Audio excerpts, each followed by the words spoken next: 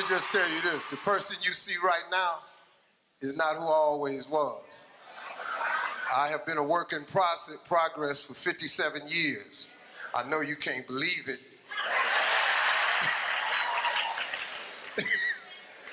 But I have been changed over the years. I'm going to try to share with you what I've learned in my lifetime. All the difficulties, all the ups and downs, all the mistakes, everything I've learned from it. I'm going to just put it in a condensed package. The most of what I learned was from my father, who had no education at all. My daddy had a third grade education. Smartest man I ever met in my life. I kid you not. If it wasn't for him, I'm not standing here today. So the trip I'm going to take you on is to show you how I got to where I am. Through all the hardships, the failures, I was homeless. I lived in my car for 3 years, from age 30 to 33. Don't nobody know all of this. So the person you see on this end right now, it was a trip for me. It was a total and complete journey. 6th grade now, 1968, I'm 10. They sitting up there and people started standing up. Brenda wants to be a doctor. Larry wants to be a lawyer. So I stood up and I'm thinking to myself, now this is a gold star moment right here. Oh yeah, this is the day I've been waiting on. I'm gonna get recognized for the brilliant cat that I am. And there's no doubt in their mind now who the star student of this school is, because I done put something on my paper that was unbelievable. Because nobody had wrote on their paper, I want to be on TV. I get up in front of the class, she said, what did you write on your paper? This is big. I said, I want to be on TV. She said, why did you write that on your paper? I said, because that was our assignment for today. She said, and what made you think you could write such a thing on your paper? I said, okay, obviously, this is not the proper tone to be talking to when you about to give me a gold star. She said, who do you know on TV? I said, nobody. She said, anybody in this school ever been on TV? I said, no, ma'am. She said, anybody in your neighborhood ever been on TV? I said, no, ma'am. She said, well, what makes you think you can be on TV? And she crushed me. I said, I don't know, but that's what I want to do. She said, I'm going to call your house and I'm going to tell your mother that you're a smart aleck. So when I got home, she on the front porch. And she said, what did you do up at that school? I said, well, Mama, I just did what she asked me to do. She asked me what I wanted to be. I wrote, I want to be on TV. She said, why did you write that on the paper? I said, because Mama, that's what I want to be. She said, when your daddy get home, I'm going to tell him you've been up at the school being a smart aleck. So he comes home, he takes his bath, and he's reading the paper, and afterwards, he said, boy, come in here. He said, what is this your mama telling me you did up at the school? And she's standing there. Tell him what you did. And I said, I wrote on a piece of paper, I want to be on TV. He said, what you do that for? I said, because that's what the teacher asked us, Daddy, what we wanted to be. She said, and you being up there being smart, he gonna put a smart answer, he want to be on TV. My father looked at me and said, well, what's wrong with that? I said, okay. She was going, well, Slick, he gotta be more reasonable like the teacher said.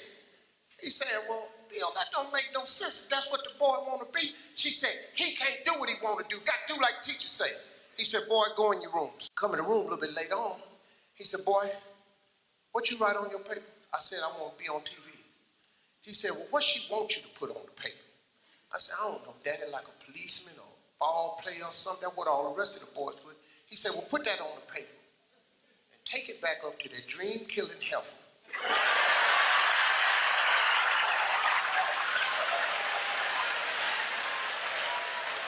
So he said, now take that paper and put it in your drawer. He said, every night before you go to bed, read your paper. He said, every morning when you get up and go to school, read your paper. I did it. If you turn on your television set,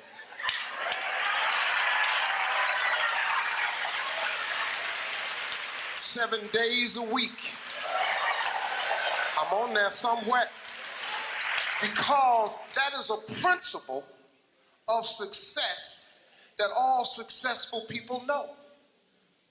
If it is written, so shall it be. That's the deal. If you don't have what you want in life, just check yourself. Is it written anywhere? Have you wrote it down? Have you claimed it? Have you laid it into faith? Have you willed it into existence? Has it become a law? Did you write it down? If it ain't written down, what you want? Now that teacher that gave me that assignment, just, she passed recently. She was an older woman. I loved her though. Every year, I sent her a flat screen TV.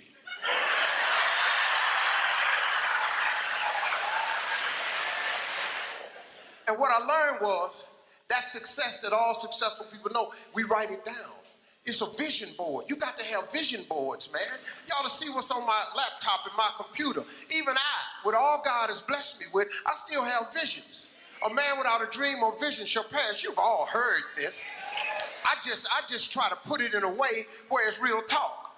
See, writing it down makes it doable. If you go through a school zone doing 35 miles per hour and the police stop you and a truck was blocking the sign that said 20 miles an hour, guess what? You still get the ticket. You know why? Because it's a written law. They put it into law. They wrote it down. The fact that you ain't read it, the fact that you didn't see the sign, tough. It's written. 20. You break the law, 20. You got to write it down. That's an important thing. See, here's a cold thing I learned. You got to fix your mindset. You change that. The moment you change your thought, your attitude determines your altitude. The moment you change your thought is the moment you change your existence. A flea is the smallest insect, one of the world's smallest insects. Do you know that a flea has a 36-inch vertical? That's pretty high.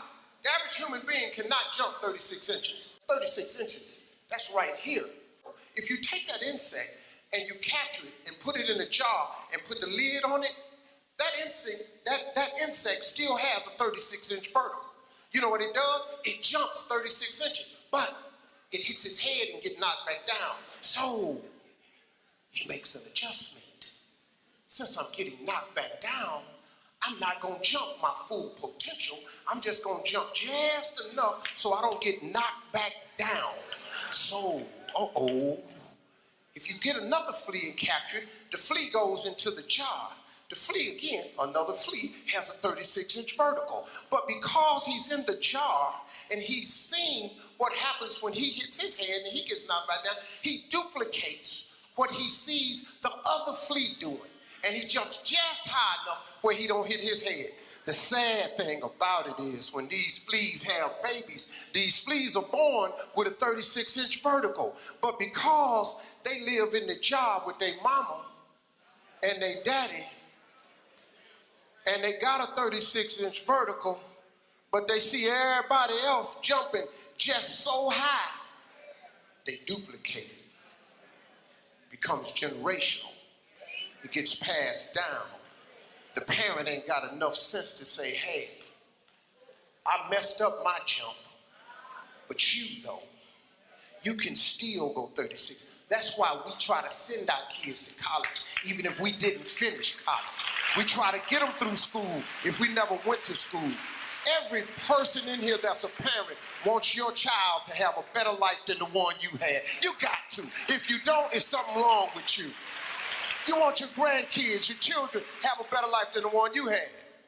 What's the deal with the job? People duplicate what they see. You can't do that.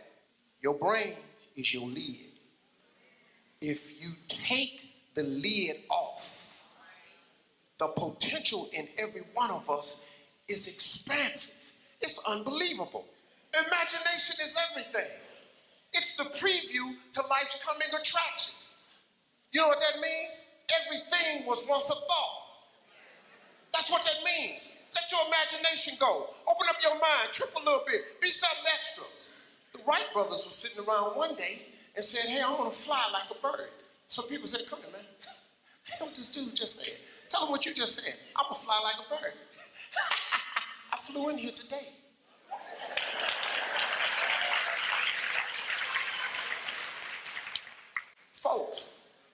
imagination is everything, why not use yours? The possibilities in your life are endless, man. In order to be successful, you have to jump. It's the hard part. You got to jump. It's like you stand on the edge of a cliff. In order to be successful, you got to jump. Everybody in here, you got to jump. If you don't jump, you can't be successful. Problem is, when you jump, you don't know if the parachute is going to open. So fear freezes you. The fear of failure, you've all heard all this stuff. I just have a different way of putting it. The fear of failure is the number one cause of failure. It freezes you. But let me explain something to you. If you don't jump, here's the one thing that's guaranteed. When you jump, you don't know if your parachute will open. But here's a fact. If you don't jump, it ain't opening for sure. It don't open at all. There's no chance of you enjoying the ride. But now here's the deal when you jump. Listen to this. I'm gonna tell you this. It ain't gonna open right away. You hear me? The parachute, I promise you that.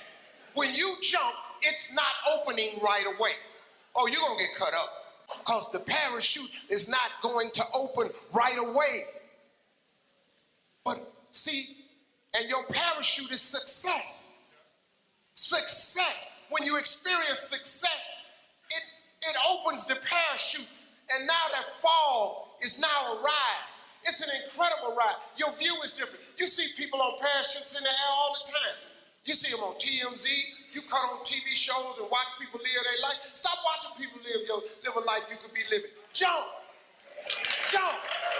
You got to jump. What you waiting on? It's safe right here, but it ain't about nothing right here. Living is different from existing. If you want to live, you got to jump, man. Just jump out there. God got you, but you got to jump. You got no life standing on this cliff, looking over, looking at everybody fly by, soar through the air like birds. You got to jump, man. That's the cold part. You got to jump. If you ain't never jumped, you don't even know if your chute work. And quit talking about people. Look at you jump, getting tore up on them rocks.